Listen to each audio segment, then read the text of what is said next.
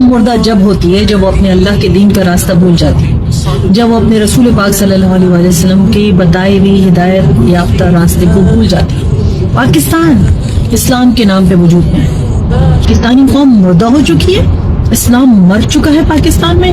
یہ جو پاک وطن ہے نا، اس میں پاک کہاں گیا؟ عورتیں برہنہ ہیں، مرد بے حیائی کا شکار ہیں، بچے تباہ ہو رہے ہیں، تو کیوں نہیں اللہ کا عذاب مسلط ہوگا ہمارے اوپر؟ دنیا اسلام کو بھول چکے ہیں۔ جاگنے کا وقت ہے، اللہ سے معافی مانگنے کا وقت ہے، خدا کا خوف کرو، ہوش کے ناخن لو۔ چوروں، لٹیروں، بدماشوں اور غاصبوں کو ہم نے مسلط ہونے کا راستہ دکھایا ہے، ہم ہی ان کو الیکٹ کرتے ہیں نا، ہم ہی ان کو ایوانوں میں پہنچاتے ہیں تاکہ وہ جا کے جس سے چاہیں ساز باز کریں، ڈیلز بنائیں، منمانیاں کریں، ملک کو بیچ کھائیں۔ کیا ہوا ہماری قومی غیرت کو؟